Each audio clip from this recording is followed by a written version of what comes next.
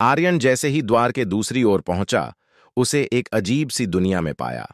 यहां हर चीज एक ठहरी हुई सी शांति में थी। आसमान गहरा काला था, लेकिन उसमें लाखों चमकते सितारे थे, जो एक जादुई रोशनी बिखेर रहे थे। हवा ठंडी थी, लेकिन उसकी ठंडक के साथ एक अनजाना भार भी महसूस हो रहा था, जैसे यह जगह किसी गहरे रहस्य को छिपा रही हो। आर्यन ने चारों ओर देखा। यह दुनिया सजीव लग रही थी, फिर भी निर्जीव। जमीन पर घास थी, लेकिन वह सफेद और बर्फ जैसी चमकदार थी। हवा में तैरते हुए कण झिलमिला रहे थे, मानो वे किसी अदृश्य शक्ति का हिस्सा हों। यह कहां ले आया मुझे? उसने खुद से कहा। जवाब में एक धीमी आवाज गूंजी। तुमने अपने भीतर छुपे सत्य को देखने का साहस किया है। अब तुम्हें इसके परिणाम का सामना करना होगा। आर्यन ने तलवार कसकर पकड़ ली और आवाज की दिशा में देखने की कोशिश की, लेकिन कुछ भी नहीं दिखा। आत्मा का आईना अचानक उसके सामने एक बड़ा आईना प्रकट हुआ। यह आईना साधारण नहीं था। इसकी सतह तरल जैसी थी और उसमें झलकने वाली छवि स्थिर नहीं थी। आर्यन ने उसमें झांकते हुए देखा। शुरू में वह खुद को देख सकता था, लेकिन धीरे धीरे छवि बदलने लगी। उसने अपनी बचपन की झलक देखी, वह दिन जब उसने अपनी मां को खोया था, वह घटना जिसने उसके जीवन को हमेशा के लिए बदल दिया था। तुमने अपने दर्द को दबा दिया आर्यन, आईने से एक आवाज गूंजी। लेकिन क्या तुमने कभी सोचा कि वह दर्द तुम्हारी सबसे बड़ी ताकत बन सकता था? मैंने जो किया वह इसलिए किया क्योंकि मेरे पास और कोई विकल्प नहीं था, आर्यन ने चिल्लाकर कहा। आईने में छवि फिर बदल गई। अब उसने खुद को एक युद्ध में देखा। उसके साथी घायल होकर गिर रहे थे और वह अकेला खड़ा था, लेकिन भागने का फैसला कर रहा था। तुमने उन्हें छोड़ दिया क्योंकि तुम्हें लगा कि तुम उनकी मदद नहीं कर सकते, लेकिन क्या यह सच था या तुमने अपने डर को जीतने दिया? आर्यन का दिल तेजी से धड़कने लगा। यह सिर्फ अतीत है, मैं इसे बदल नहीं सकता। लेकिन तुम्हारा अतीत ही तुम्हारे भविष्य का निर्माण करता है, आवाज ने कहा। निशान की चेतावनी उसके निशान ने हल्की रोशनी दी, जैसे यह उसे चेतावनी दे रहा हो। आर्यन ने अपने हाथ को देखा और गहरी सांस ली। मैं यहां केवल अपने अतीत से सामना करने नहीं आया, मैं सिया को ढूंढने और इस रहस्य को हल करने के लिए आया हूं। मुझे रास्ता दिखाओ। आईना अचानक गायब हो गया और उसकी जगह एक नया मार्ग खुल गया। यह मार्ग धुंध से भरा हुआ था और उसके किनारे पर अजीब प्रतीक चमक रहे थे। आर्यन ने आगे कदम बढ़ाया। जैसे ही उसने मार्ग में प्रवेश किया, उसने महसूस किया कि यह कोई साधारण रास्ता नहीं था। यह उसकी आत्मा के भीतर की यात्रा थी। भ्रम का प्रहार। मार्ग के बीच में अचानक धुंध गाढ़ी हो गई। आर्यन ने देखा कि चारों ओर से आकृतियां उभरने लगीं। ये आकृतियां जानी पहचानी थीं। पहली आकृति उसके पिता की थी। तुमने मुझे कभी माफ नहीं किया, आर्यन, उसके पिता ने कहा। लेकिन क्या तुमने कभी सोचा कि मैंने जो किया वह तुम्हें बचाने के लिए किया था? तुमने हमें छोड़ दिया, आर्यन ने गुस्से में कहा। तुमने अपनी जिम्मेदारी से मुंह मोड़ा। और तुमने? आकृति ने जवाब दिया। क्या तुम अपने हर फैसले पर गर्व कर सकते हो? आर्यन ने अपनी तलवार उठाई और कहा, तुम सिर्फ एक भ्रम हो, तुम मेरा रास्ता नहीं रोक सकते। जैसे ही उसने तलवार से वार किया, आकृति गायब हो गई, लेकिन उसकी जगह एक और आकृति उभरी, सिया की। आर्यन, सिया ने कहा, क्या तुम सच में मुझे बचा सकते हो या तुम भी बाकी लोगों की तरह हार मान जाओगे? आर्यन को ठहरना पड़ा। सिया की आवाज असली लग रही थी, लेकिन वह जानता था कि यह भ्रम है। तुम जो भी हो, सिया की आवाज का इस्तेमाल बंद करो, उसने कहा। लेकिन सिया की आकृति ने उसकी ओर बढ़ते हुए कहा, अगर तुम मुझ तक पहुंच भी गए तो क्या तुम मुझे सुरक्षित रख पाओगे? आर्यन ने अपनी आंखें बंद कीं और निशान की शक्ति पर ध्यान केंद्रित किया। उसकी ऊर्जा ने उसे मार्गदर्शन दिया और सिया की आकृति भी गायब हो गई। सत्य का आवरण। मार्ग के अंत में आर्यन ने एक बड़ा कक्ष देखा। इस कक्ष की दीवारें सफेद रोशनी से चमक रही थीं और बीच में एक ऊंचा मंच था। इस मंच पर एक पुस्तक रखी थी। आर्यन ने धीरे धीरे मंच की ओर कदम बढ़ाया। पुस्तक साधारण नहीं थी। इसके पन्ने काले थे और उन पर चांदी जैसे अक्षरों में कुछ लिखा हुआ था। जैसे ही उसने पुस्तक को छुआ, एक तेज रोशनी फैल गई। आर्यन, एक गहरी आवाज ने कहा, यह पुस्तक तुम्हें सत्य दिखाएगी, लेकिन याद रखो, हर सत्य का एक मूल्य होता है। आर्यन ने पुस्तक खोली। उसमें पहली पंक्ति पढ़ते ही उसके निशान ने चमकना शुरू कर दिया। शब्दों ने एक जादुई प्रभाव पैदा किया और अचानक आर्यन को महसूस हुआ कि वह कहीं और खड़ा है। यह जगह एक युद्ध का मैदान थी। उसने चारों ओर देखा।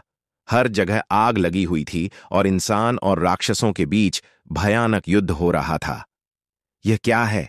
उसने पूछा। यह तुम्हारे भविष्य की झलक है, आवाज ने जवाब दिया। तुम्हारी यात्रा यहां समाप्त नहीं होती आर्यन, यह सिर्फ शुरुआत है। आर्यन को एहसास हुआ कि यह केवल सिया को बचाने की बात नहीं थी, यह एक बड़े युद्ध की भविष्यवाणी थी और वह इसमें केंद्रीय भूमिका निभाने वाला था। क्या मैं इसे रोक सकता हूं? उसने खुद से पूछा। आवाज ने उत्तर दिया, सत्य जानने की कीमत यही है आर्यन। अब यह तुम पर है कि तुम इसे कैसे संभालते हो। अचानक सब कुछ अंधेरे में डूब गया और आर्यन वापस उसी कक्ष में खड़ा था। मंच के दूसरी ओर एक नया दरवाजा प्रकट हुआ। यह द्वार मुझे कहां ले जाएगा, उसने सोचा, लेकिन उसके पास कोई और विकल्प नहीं था। जैसे ही उसने द्वार में कदम रखा, उसने महसूस किया कि उसकी यात्रा और भी कठिन होने वाली है। आर्यन जैसे ही नए द्वार में दाखिल हुआ, उसने खुद को एक अजीब सी जगह में पाया। यहां की जमीन कांच जैसी पारदर्शी थी, लेकिन उसके नीचे धधकती हुई ज्वालाएं दिखाई दे रही थीं। आसमान गहरे लाल रंग का था, जिसमें अजीब से बादल घूम रहे थे। हर चीज में अजीब सा डरावना सन्नाटा था और हवा में एक बोझिल घुटन महसूस हो रही थी। आर्यन ने चारों ओर देखा, लेकिन यहां न कोई रास्ता था और न ही कोई संकेत। तभी उसने दूर एक धुंधली आकृति देखी। वह आकृति किसी चीज को पकड़े हुए खड़ी थी। आर्यन ने अपनी तलवार कसकर पकड़ ली और उसकी ओर बढ़ने लगा। जैसे ही वह करीब पहुंचा, उसने देखा कि वह आकृति एक विशाल पत्थर के सामने खड़ी थी। पत्थर पर कुछ प्राचीन प्रतीक खुदे हुए थे और उसके बीच में एक अजीब सी चमकती दरार थी। आकृति धीरे धीरे मुड़ी और आर्यन को यह देखकर झटका लगा कि यह कोई और नहीं बल्कि उसकी ही परछाई थी। काफी देर कर दी आर्यन, परछाई ने कहा। उसकी आवाज गहरी और गूंजती हुई थी, जैसे वह कई अलग अलग जगहों से आ रही हो। तुम कौन हो? आर्यन ने तलवार तानते हुए पूछा। परछाई हंसी। मैं वही हूं जो तुम हो, तुम्हारी हर कमजोरी, हर डर और हर गलती। और अब तुम्हारा सामना मुझसे होगा, क्योंकि यहां से आगे बढ़ने के लिए तुम्हें अपने ही हिस्सों को तोड़ना होगा। खंडित पत्थर का रहस्य। परछाई ने पत्थर की ओर इशारा किया। यह पत्थर तुम्हारे भविष्य की भविष्यवाणी करता है, लेकिन यह खंडित है। इसे ठीक करने के लिए तुम्हें अपनी आत्मा के सबसे अंधेरे कोनों में जाना होगा। आर्यन ने गुस्से में कहा, अगर यह मेरी परीक्षा है तो मैं इसके लिए तैयार हूं। मुझे बताओ कि क्या करना होगा। परछाई ने अपने हाथ फैलाए और पत्थर से 3 अलग अलग दरवाजे प्रकट हुए। हर दरवाजे पर अलग अलग प्रतीक बने हुए थे। पहला दरवाजा आग से घिरा हुआ था, दूसरा दरवाजा बर्फ से ढका था और तीसरा दरवाजा अंधकार में डूबा हुआ था। हर दरवाजा तुम्हारी आत्मा के एक हिस्से का प्रतिनिधित्व करता है, परछाई ने कहा। तुम्हें इन तीनों का सामना करना होगा और अगर तुम असफल हुए तो यहां से आगे बढ़ने का कोई रास्ता नहीं बचेगा। आर्यन ने दरवाजों को देखा और गहरी सांस ली। मैं तैयार हूं। पहली परीक्षा, आग का दरवाजा। आर्यन ने सबसे पहले आग वाले दरवाजे का चुनाव किया। जैसे ही उसने दरवाजे में कदम रखा, उसने खुद को एक विशाल ज्वालामुखी के अंदर पाया। चारों ओर लावा बह रहा था और हवा इतनी गर्म थी कि वह मुश्किल से सांस ले पा रहा था। यह जगह क्या है? उसने खुद से कहा। अचानक लावा से एक आकृति उभरी। यह एक दानव था, जिसका शरीर जलती हुई चट्टानों से बना था। उसकी आंखों में लाल रोशनी थी और उसकी उपस्थिति से पूरी जगह कांपने लगी। तुम कौन हो? आर्यन ने पूछा। दानव ने गुर्राते हुए कहा, मैं तुम्हारा गुस्सा हूं आर्यन। हर वह क्रोध जिसे तुमने दबाया है, अब तुम्हारे सामने खड़ा है।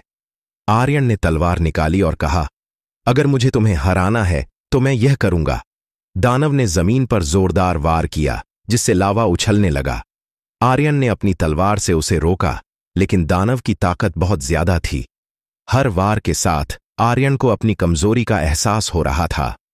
तुम मुझे नहीं हरा सकते, दानव ने कहा। तुम्हारा गुस्सा तुम्हें निगल जाएगा। आर्यन ने अपनी आंखें बंद कीं और अपने निशान की ऊर्जा पर ध्यान केंद्रित किया। उसने महसूस किया कि गुस्से को हराने का तरीका इसे स्वीकार करना है।